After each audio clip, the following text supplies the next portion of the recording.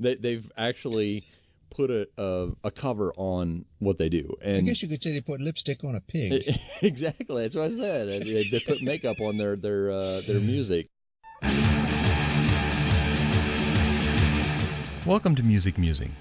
Every once in a while, my brother George and I would have these conversations about music. Music is our passion, and it's a huge part of our lives, and we decided to share those conversations with you. So if you love music, sit back and enjoy this podcast.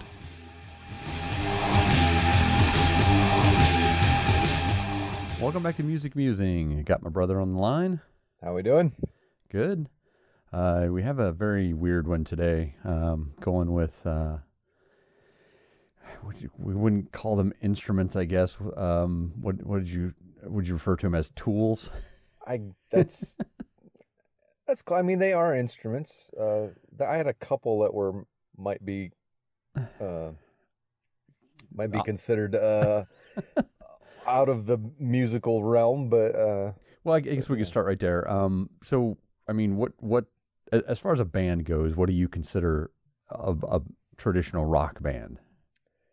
For me, a traditional rock band consists of one or two guitarists, or a singer playing guitar, and a vocalist, drums, bass guitar, electrified, distorted, usually. For the most part, especially the heavier ones. But there isn't basically a whole lot of gray area. I mean, rock bands are 3, 4, 5 guys, playing their instruments loudly. And there's a little variance. I said maybe a keyboard or piano mixed in there at times. Yeah, and I think if you look at like traditional lineups, if you look like Rush, a three-person band, and you've got a guitar player, a bass player singing on that one, right, and a drummer. You got a three-piece. Nirvana, you've got a guitar player singing, a bass player, and drums. Sure. And you've got traditional band like Led Zeppelin, where you've got a guitar player, a dedicated singer, a drummer, bass player, and a lot of the traditional rock bands. And then you just kind of move into that 5-person where you've got a lead guitar player or a rhythm player, or Guns N' Roses, Pearl Jam, where they swap back and forth and lead sometimes. And so I think with going on that as the premise, I think there's two different levels here. So the next level is kind of accentuating those instruments, like and I kind of waffled back and forth about whether I was going to include this as a unique instrument, but the next level for like rock bands would be the cowbell. So it's an attachment to the equipment, but it is something that not like every, if you look at rock bands, they're going to have a drum set, and they're going to have, a snare and a kick, and then some cymbals, and then some toms, and, maybe a hi-hat addition, or a hi-hat and a hi-hat addition, or China cymbals. They might add little stuff here, but very, very few bands, well, I thought few until I actually went and did a little research, have cowbell. So that's kind of like the first level of not traditional, and then there's way out there of not traditional.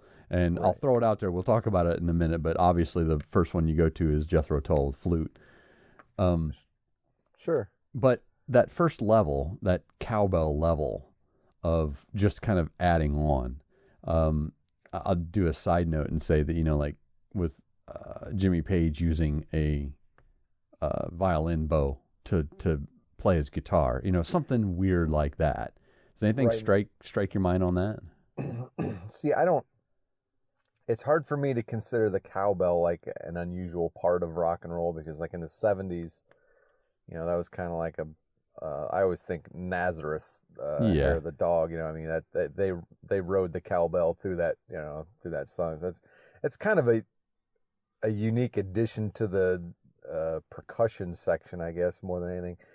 Jimmy Page using a bow is just accentuating the sounds you can get from I mean that's kind of like if you consider the Stray Cats using a stand-up bass rather than like a traditional guitar style. That's bass. True. That's a good point. That's a very good point. I hadn't thought about that. Yeah. Anyway, that's how that kind of comes off as more or less still using the same basic rock instruments, but using them in a non-traditional fashion. And I think you and I started to touch on things like the presidents of the United States of America using, you know, the same instruments, but you only using 2 and 3 strings on the instrument, you know, like a 3-string guitar and a 2-string bass. Right. Well, that kind of modifies the sound. Royal Blood, I think he uses like an 8-string bass. So I mean, Yeah, but he only uses bass. I mean, that's all they have is bass and drums. Right.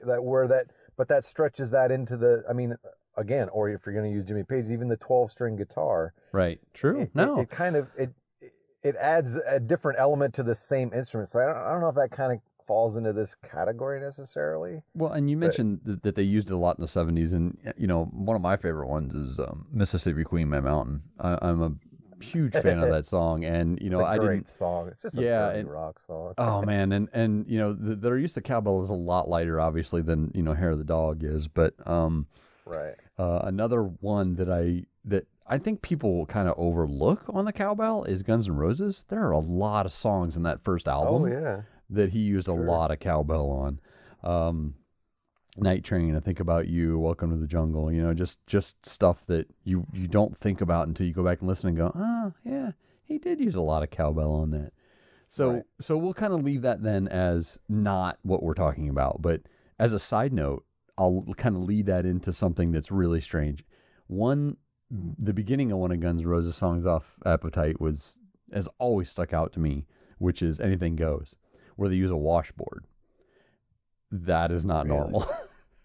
No, that's not use normal. Like I was thinking the scratching you were going washboard. Whistle. I mean, they didn't. You know, I'm talking if you listen to it, it's like a traditional scratch board, like the washboard scratching on it. Yeah, so that's kind of what we were talking about, I guess. Then, if we're going to kind of stick to, you know, almost, it's an instrument on its own. You know, something that stands out. So, you know, you mentioned whistle. Were you thinking of like which one is it? Paradise City? No, one of the songs off that album uses a word. Is it Paradise City? Yeah. Yeah, but so does Led Zeppelin and what's total brain fart. Fool in the Rain. Is it Fool in the Rain? Oh yeah, I didn't think about that. You know, yeah. At the end, I mean, they still use a whistle as a a regular, like whatever you want to call it, a police whistle or referee whistle or whatever. Well, I mean, and Paul Simon uses a penny whistle in "You Can Call Me Al." Right. And kind of the same idea, but not. But yeah, those aren't traditional, you know, instruments that you'd use in a band. And I think the actual rock band. Sorry, I think the whistle that you're talking about. Probably Thin Lizzy probably used. I didn't even think about listening to them and see if they probably used a lot of that as well. Yeah, but the kind of the stuff I lean toward. You know, there's a lot of traditional Irish. I'd hate to say Irish rock bands that use the penny whistle a lot. You know, as far as their Flogging Molly and stuff like that. You know, more of a punk rock, but I mean they use the penny whistle quite a bit. But I mean I like that stuff. I like that tradition where they mix that in, but they use a fiddle, if you will, too, which is a non-traditional, but they're more punk and kind of secular. Yeah, a lot of that punk uses some brass and. Well, I'll give you one. I'll give you one of mine. I'll throw you. The Spoons in Soundgarden's obviously Spoon Man. I mean, they use this. I mean, it's one song more or less, more than an entire band. One that they use a lot in their music, but Spoon Man always stuck out to me because they obviously use spoons throughout the whole song, and that's about as non-traditional, non-instrument as it gets. I mean, it's an eating utensil more than a musical instrument, but people over the years have used spoons musically for years, but to have a grunge, heavy metal or heavy rock band use them as a showpiece in a song really stuck out to me. Man, they played that song to death, didn't they? Right, but that's what stuck out to me through this whole process. That's the first song I thought of, and it everything I looked at, all the research I did, that's the first thing that comes up was Spoon Man. Yeah, and that's actually funny because I mean, that's not even close to like. So let's get the elephant in the room. So let's do Jethro Tull with the flute. You know, that's Sure. certainly an instrument. It's something that's been a classical instrument in a lot of orchestras for thousands of years. Sure. But spoons, yeah, what? That's not actually an instrument. I mean, you're just kind of banging things I together. guess, yeah. I mean, more or less, and I think that it came out of using spoons in music came out of it like a necessity for in the Depression we didn't have you know you just used what you had, kind of like mouth harps where you're twanging a that's less invasive in rock and roll than like say country or bluegrass, but you did mention the washboard, so but to an extent there's a level of that's what stuck when you said we wanted to do one on unusual instruments. That's the first thing that came to my mind was the spoons. So um Yeah, I think spoons definitely falls outside of traditional. I mean, far outside of traditional. And I'd already touched on Jethro Tull a little bit. And have you watched videos of him playing? yeah, I mean, he doesn't I mean, he uses pan flutes, he uses traditional flutes. That guy's But he turns it into a rock instrument. oh yeah, yeah. I mean, if that's possible, if any, but I mean, see, I know we've been avoiding this too, but that falls into that gimmick thing because that was their gimmick. That was Jethro Tull's That's true. um, That's thing, true. But and I mean, but but do you take do you take accolades from him though, like you would Kiss, like we did last oh week no no or no, last absolutely episode? not. No, this Jethro Tull is kind of I'd say on a pedestal in the unusual instruments in the rock category. They get the Grammy for that Right. No, that's because well, that's kind of why I said get the elephant out of the room because he's basically the one people go to when you talk about something sure. non-traditional. Well, Yeah. and I know this is going to play near to your heartstring, but I think the bagpipes that AC/DC uses on multiple songs is, I think, probably as close to that. I mean, that and the Dropkick Murphy. I mean, Dropkick Murphys, that's like, but that falls more to the punk side too, like we started to touch on with the penny Yeah. whistle. But Yeah. I think that's one that definitely. Yeah, it kind of goes back to that brass use in ska and stuff, right, and you're gonna get.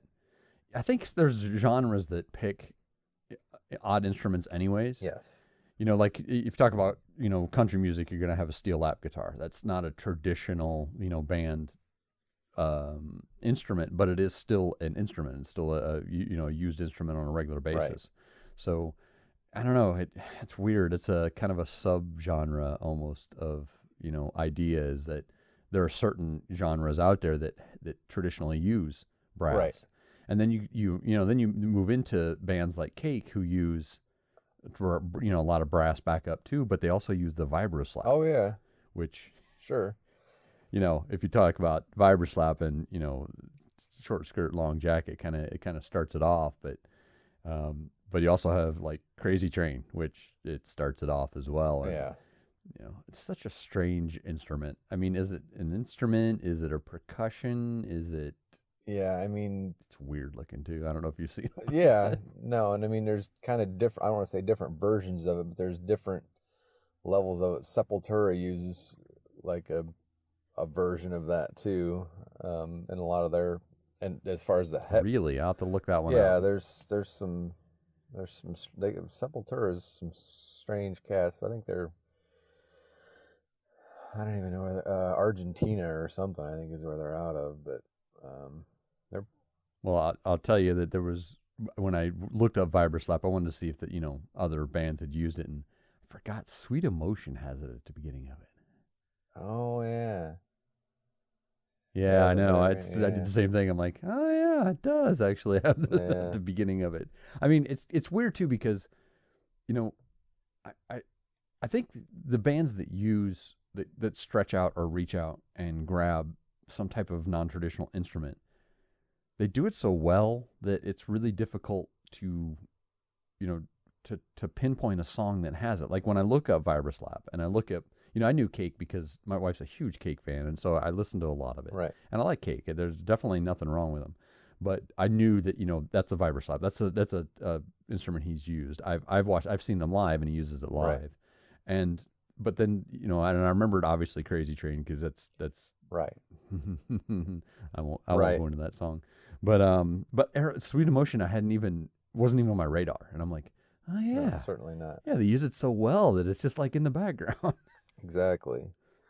The one that the kind of in that same vein, not really in that same vein. I when we started, I touched on like keyboards or pianos. Certain bands using the harpsichord, typo negative, the black keys, more towards the bluesy side, but they're periodically that's been instead of hammering on the strings, it actually plucks the strings. It's a little bit different, but it's a funkier sound and not traditional. I mean, typo negative used it to perfection in Black Number One, and there's and I think again, it's kind of like you said, it's almost it's a, do we call it a piano? Kind of. well, I said it. I don't know. Traditionally, I mean it plucks the strings rather than hits the string, but it is different, but it's more or less played like a piano. So there's and I think, I mean, if you look at that, then you kind of you also bleed into like the sitar, sure, which the Beatles pretty much brought that. And okay, I don't say pretty much. I this is true, and I actually didn't know this, but George Harrison actually on Norwegian Wood was the first Western studio recording of a sitar. Yes, in a song. I read that too. So they did actually bring that yeah to rock music, and then but Tom Petty used Sgt. it Pepper better. had a lot of it. Well, that's true. That is, I'm not going to argue that, but that they kind of and like Sgt. Pepper has a lot of it, Sure, mixed throughout. And I think when I listen to those songs with the sitar in it, I it's kind of like the what you said with the harpsichord is, you say that and I hear piano. You say sitar and I hear guitar with capo at the high end, where it's just playing Right. higher notes of the strings, but it's different sound. And I again, when I think of sitar, I think of the Beatles, but then I went and looked and I'm like, oh, Painted Black by the Stones has it in it. absolutely, yeah. Oh my gosh, how did I forget that? But I think that's what makes it so interesting is these bands adapt that to their sound. Right. They don't take something and do it just because they want to. They take it and go, man, I could write a song that fits that perfectly. Absolutely. That gets that sound. Yeah. Yeah. So in Stones, I got to thinking, wow, some of these bands, like I mentioned about Appetite, where he used, cowbell a lot through a lot of the songs, and you don't really realize it. So I went and looked at the Stones and seen what else they used. Xylophone in Under My Thumb. They used a xylophone. Yeah, see, I had xylophone like for Oingo Boingo because I'm a big Danny Elfman fan, but yeah. they use a xylophone a lot. Yeah, I Oingo didn't Boingo. even thought about that. That's not more of a traditional rock, necessarily a rock No. band. They're kind of a go ahead and categorize Oingo Boingo if you can, but Yeah, we missed those in the genres episode. yeah, oh yeah, I was like, oh yeah, them. Yeah, but no, I always loved that band. Just kind of if I need something, off the beaten path, I'll kind of drift into them. But yeah, I mean, when you does that harken back to our movie days of Back to School? oh yeah, 100%. 100%. That's the first time I heard it. I'm like, what is that? I like that. And then I started, that was mid 80s. This is the setup for our John Birkenfield episode where we talk about movies and music. No, that was that early 80s? I'd have to look. Mid 80s, probably 84, 5 at best, maybe 86. Yeah, and that was if it's that was 86, Elfman. I'd be impressed. That was Elfman at his best there. Absolutely, yeah. Dead Man's Party is definitely. Yeah, that's kind of one of those bleed over songs too. That it's enough in rock that it works. And Right. it's still got Again their with the Oingo Boingos. cowbell. I mean, pick a strange instrument. That song's got it. Exactly. Well, and That band I'm probably used it twice anyway. But go ahead. yeah, we talked about vibror slap and sitar and xylophone, and we went for the elephant in the room, and so while a blues instrument, does harmonica work? As is it outside enough, or I mean, look at Blues Traveler. I mean, until then, that falls into a no bull. Huey Lewis uses the harmonica. Blues Traveler. That was 10 years after Huey Lewis. Yeah, well, and even Huey Lewis Dylan uses the harmonica a lot. And Dylan used it, kind of exclusively, but that was kind of almost accepted in the the folk 70s and stuff. But yeah, Sure. I had forgotten about Huey Lewis using it, but is that, that's rock kind of derived from blues. The blues, sure. Right. So Godsmack uses the harmonica a lot. yeah, that's true. maybe That's true. 2 albums ago. I can't think of the name of the album, but they used numerous songs. They had harmonica on it. But with Aerosmith, he's as much as I don't care for Aerosmith, they use the harmonica quite a bit. So I don't know. Yes, that falls into a non-traditional rock instrument, but numerous bands have used it and used it well. Even with not so much blues influence. I mean, or blues tone, I guess. But I mean, certainly Blues Traveler. I mean, if you're going to say harmonica, you have to include them in that conversation because that's all that guy did. Well, but I think he did it. Oh my gosh, he's like the Olympic athlete of harmonica. No, yeah, no, that's what I mean. That's almost an unfair comparison to people that use harmonica in their music because that's what Blues Traveler was. Well, and I guess that maybe that brings up the quote unquote philosophical debate of if you make it your main instrument, does it take you out of rock? Are you not in No, absolutely not. Yeah, I don't know, man. It's if I look at the list of people that have used harmonica, it's your favorite band, The Doors. They used it a lot too. So yeah, favorite. I use that air quotes. Favorite. So yeah, that's definitely a heavy dose of sarcasm. Yeah. No, but there's a lot of bands that use it and use it well. I don't think I think the harmonica could almost be considered a traditional rock instrument.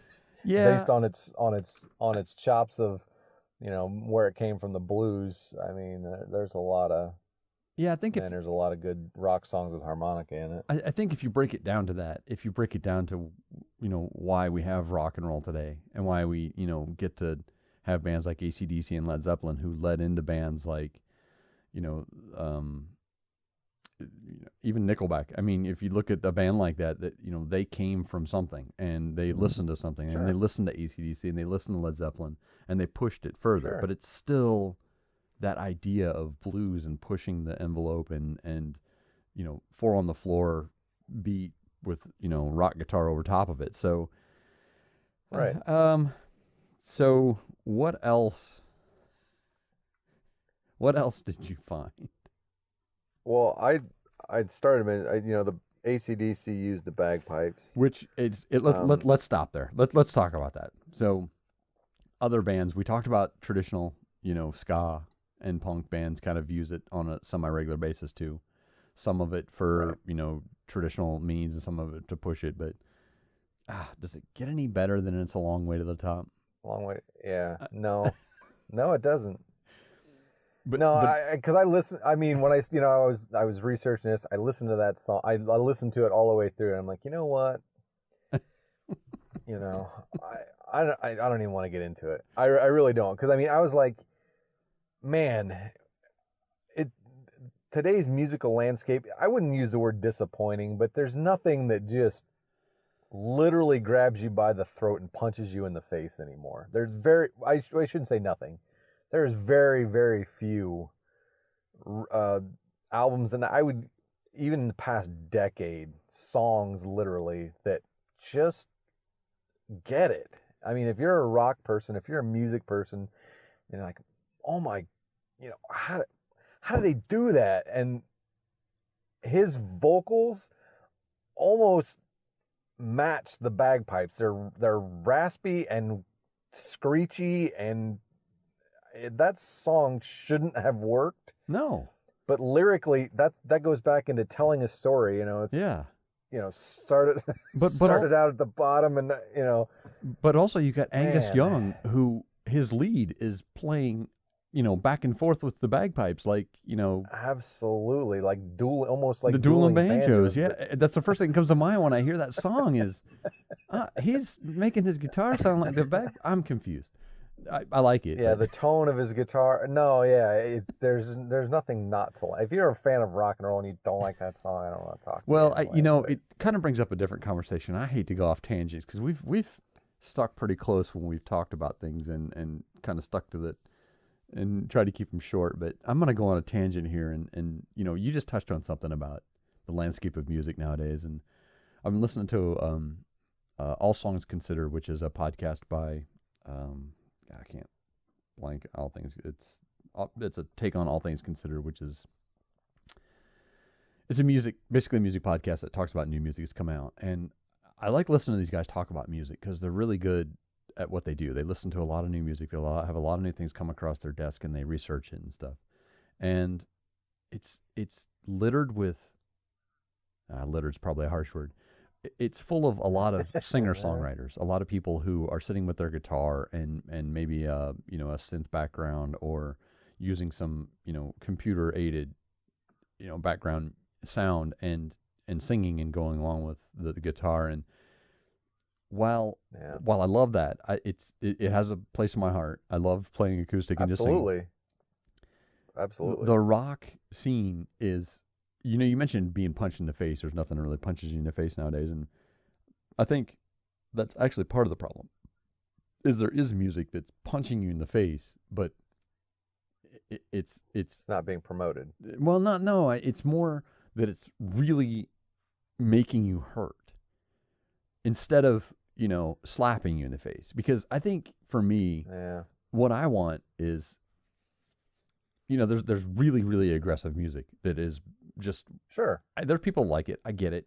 I get screamo. I get that's kind of went away, but there's still heavy metal. There's still in your face stuff. Absolutely. But I think what you were, and I'm just gonna throw words in your mouth, but I think what you were looking for was rock and something that is both slapping your face but caressing your face. And I'll give you the example. You actually mentioned them a few minutes ago, but Royal Blood, for me, is catching that nerve. That's the thought that's been in my mind. I'm not gonna talk over you. But no, go ahead. No, that's exactly I remember. It's been a couple of years ago when they first come out. I sent you the link for Out of the Black. Yep. And your reply, I'll never forget your reply was, "My ears are bleeding. I've listened to it 3 times and I can't get it loud enough." That's what's missing. Yeah.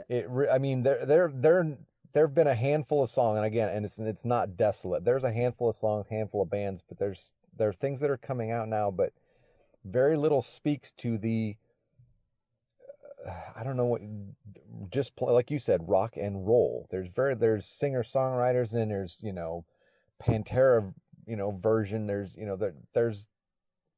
very little in between. There's very little radio rock. I hate to say it, Nickelback has kind of carried that flag for a long time. Yeah. Bands like Tremonti and Creed and stuff. Tremonti just released a solo Alter album. Bridge. There's certain bands that are carrying that meat and potatoes rock and roll, but they're not being aggressively pushed because they want these singer songwriters. They want it more mellow. They don't want people angry, because I know when I used to listen to Pantera, I wanted to punch people in the face. Well, and I think we need a little more of that, but not in theory, but not as much, in reality. And I'm not putting these bands. Everybody's offended. And I'm not putting these bands down, but like the Black Keys, they're kind of looking for that more mellow, more melodic, right. well written, well recorded, well produced, but polished. but Sure. so Royal Blood is definitely one that sticks out to me. There's a band, the song is Lydia, and I can't think of the name of the band off the top of my head. Oh, highly suspect. Love it. Yeah, another one that's just Love it. Yeah. But that's what they do, is that they don't break everything completely down, and they don't amp everything Yeah. up so far that it's in your face and you're wanting to cry by the time you're done. With one of their songs, it's rock. But I think Pop Evil is another one. yeah, but I think that's that band I listened to, Manchester Orchestra, another one that it's so there's light songs and there's heavy songs and there's in the middle songs, and I think it's just Sure. because the landscape is so full. And we talked a couple weeks or maybe even a couple months ago about it, that it's easier for bands to make music and put music out. Yeah, to release music nowadays. Absolutely. But maybe that's the problem. Maybe that's It is, and it's more about YouTube hits than it is album sales. yeah. It's more about what Spotify list they're on versus what concert venue they're playing. Yeah. It's a technology driven, financially based world we're living in now. So I'm gonna go really deep on you then. Should we move out of the way? Are we done?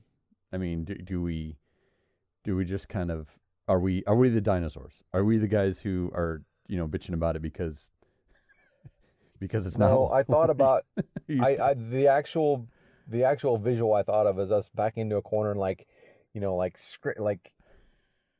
hurting our Metallicas and our AC/DCs, and like holding them close to our chest, and with that glazed look, of wide-eyed, like you're not taking these away from me type of mentality. But I honestly think we have to keep fighting for actual rock and roll, and trumpet it when it does come out. When Royal Blood comes out, make these guys popular. When Highly Suspect or Pop Evil releases an album, buy it, listen to it, go see these guys in concert or whatever, promote it, versus American Idol, The Voice, and whatever. And these people are very talented, not knocking those positions. I'm just saying that society as a whole is getting further and further away from. They want to release, but they want it to be rainbows and unicorns. They don't want it to be. I could go on a tangent for that for weeks, Right. But there's a level of, no, I don't think we should step out. I think we should step up and say, listen, we want good rock and roll, whether you guys like it or not. Well, but I think we are the anomaly, though, too. I mean, we had Pete Pardo on a couple weeks ago, and he reviews a lot of new metal, new prog rock that's coming out, and he stays in that current market of music. And I think we are also kind of the anomaly where, and not to age us or date us, but a lot of people our age aren't going to pick up the Highly Suspect, or aren't going to pick up Royal Blood and listen to it, because they're going to kind of stick with that either 80s, 90s, even 2000s rock that they either grew up with or have a soft spot in their heart for.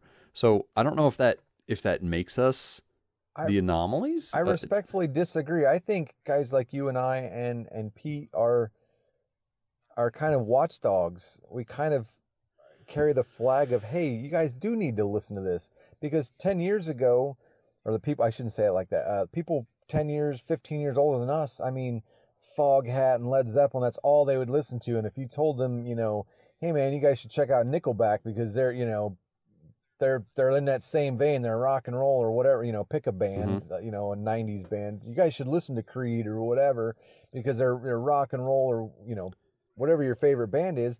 Trying to convince somebody that's, even 10 years, 15 years older than we are, they weren't having it either because there wasn't enough cowbell in it, or there's too much whatever, or, it's like trying to convince, trying to convince me to listen to country, or trying to convince, you, or, and this is strictly for my buddy Sean, trying to convince me that Meatloaf is somehow the third highest selling Oh, album it is. in history. It is. You don't have to somehow. I know, but I still don't like him, you know. But seriously, there's a level of that I think we have to champion that. We have to carry that flag of, hey, this is important. It's hard though, because I mean, even if you take what we're doing right now, you know, I had this idea a couple months ago, and we capitalized on it, and we did what we wanted to do. We put something out that we love to do, and we love to talk about music anyways. So, but it's also mind space. It's you know, how do we get people to listen to this podcast that we know would enjoy it? Because there's so much noise out there. How much mind space can we capture, and how much mind space can these bands capture? If I like singer-songwriters, you know, I'm not going to give any of these bands a fair shake, because that's where I'm sticking to. And you know, it's kind of like us with country. I don't want to listen to new country. I don't want to listen to anything that has to do with country, but I'm not giving it a fair shake. So I don't even know where the landscape of country is right now. But you're right. We kind of do. Well, I do. Well, but I know you do. I think it's that's where even people that listen to country, I don't like new country. Right. Well, I mean, that's, and so, but there's a comparison. There's a fight daily for whether it's new country or old country, or new rock or old rock. There's that fight in every genre. I think there's that fight in every genre, because even people that my age that can't stand, you know, country, Florida Georgia line, right? Country are going to fight that they would rather listen to Willie Nelson, rather than that. Well, and you know, and we would rather listen to, you know, Metallica. Well, up to a point. Back, right. Versus, quick example. We're so many versus tangents. Highly Suspect. Right. Exactly. And I think there are a lot less people like us that are open to that new sound, open to listening to it. But 1,000%. Right. But it forces us to weed through a lot. I mean, we have to listen to a lot of stuff that's actually out there right now that is, I don't want to say not good. I'm just saying certainly not in the traditional sound of rock. I will say there's a lot of not. Well, there is. I'm telling you, there is too. But there's a lot of stuff that's pushing different genres around, which is fine. You know, Nirvana pushed it with grunge. You know, Led Zeppelin pushed it with rock, and you know, Black Sabbath pushed it with rock in their days. And people are going to push that sound, and you know, kudos to them. They're pushing a different sound. I like that, but. Yeah, we go way off on a tangent, but no, I was just going to say that ties a really big bow, because these odd instruments are actually pushing musical boundaries. They did it each time they were used. I mean, every time somebody grabbed the vibra slap or the penny whistle or spoons and did something, it was, you know, there's a reason Spoon Man sticks out as one of their popular songs, is because it was different. And you know, they were coming. I think that was their third or fourth. And they were kind of going with a little different sound anyways, you know, on that album, and it just helped it. So okay, so parting shot. I'm going to jump in with the parting shot. You probably already know what it is, especially if you did any research. So, It's probably on my list. It's probably on my list. It probably isn't, but that's why I jumped in and cut you off, because obviously I want to hear you talk about it. So it won't be a surprise parting shot this time, but it'll at least be something you can talk about. Sometimes I think I know, and sometimes I I know. I threw you for a loop in the last one. Lumberjack song. Yeah, I see. I had Chainsaw circled on my list, literally. So I could see that one coming out, and Jesse James Dupree and Jackal made a career of, if there's anything that falls into but my man knows how to tip the saw to make different sounds. He uses it as a legitimate instrument. So it's really hard there's nothing even remotely instrumental about it. That is a tool. That is something designed for a specific purpose that's used for. But it varies. To that. It varies in sound. I mean, it's just like a violin. My man, he tips it. I mean, he bogs the motor down. He runs it into a bar stool or whatever to make it do what he wants to, and it's good. It actually makes sound. Good. You said good. I'm not sure I can go there at this No. comfortably, but well, I mean, Well, he's actually good at it. I mean, that's something that, much like learning to play a guitar, you can't just fire up a chainsaw and make it sound like you make it sound somewhat melodic as well, he can as he obviously. does. Well, that's what I mean. Go ahead. So it's Lumberjack Song by Jackal, and I'll throw it onto the Spotify list so everybody can hear the debacle that is that song. I mean, I still think it's cool. We saw I him hate his live, voice, right? I but I mean, still we think saw him live, right? I mean, Yes, we did. at a Livestock, I think. Probably. No. I never saw it. I don't know what you're talking about. No, it's on. Too late. It's already recorded. Okay, so I do have a second parting shot to throw at you, and you know, it's one that when we started this, it was actually one that came up in my head almost immediately, and I know everyone goes to Jethro Tull for the flute, but Sure Shot by the Beastie Boys. Oh yeah. That's kind of, well, anything. The Beastie Boys were innovators in Everything. pretty much everything they did. Yeah. Because I mean, their punk roots and to do that. I mean, it's the whole beginning of that song is, you know, flute based, obviously, but I don't know. For a parting shot, well, it's just one of those things that they used a lot of things. I mean, it's well, and I think that's where that kind of where I was going to go with it was, well, no, but I got the right, you know, the right sounds come out of your mouth when I do a parting shot is, I don't, but the Beastie Boys did that. You're right. They were innovators in a lot of different sounds, and obviously they came from a traditional rock band. They came from a punk band where they played a guitar, a bass, and drums, and played punk music. I mean, you know, that's for sure. That's starting to get lost in kind of the mix in you know, younger music listeners nowadays is knowing their kind of their back history. But right. And if you guys, anybody listening, listen to "Tough Guy" by the Beastie Boys, and you'll see what I'm talking about. Or the entire album of Paul's Boutique. I grew up being a, you know, Licensed to Ill version person, and now I've moved to Paul's Boutique. I'm definitely a Paul's Boutique Beastie Boys person at this point. So absolutely, but listen to "Tough Guy." It's actually about Bill Lambier, but listen to "Tough Guy." That will change everything you think or know you know about the Beastie Boys. That's funny. Yeah, I'll throw that on there too. My partial parting shot. Oh God! Real quick was the one I missed. I had one on my list. Was the accordion? The Congos recorded that song, "Come With Me Now." It's more or less rock, but they have a full accordion breakdown there in the middle of that song. It's almost an accordion solo. And don't tell anybody, but I really like that song. Oh, so do I. And they played on Greater Tampa Bay Rock Radio, Contemporary Rock Radio, played the crap out of it. Yeah, so, it was enough. It was kind of close enough that it fit. But that's a good one. That's one I hadn't thought about. But I mean, the accordion did fall. I mean, I would be remiss if I didn't if it didn't make the list, at least, because it was played on rock radio. It's a catchy tune, and there's a full accordion breakdown in it. So I mean, they get a little kudos towards the end of the show here for that. So, well, speaking of the end of the show, we'll tie it up, and brother, I will talk to you next time. Okay. All right, man. I appreciate it. Good talk today. You too. Take it easy, man. Yep. See it. We want to talk to you about music, so reach out to us at musicmusingfeedback@gmail.com.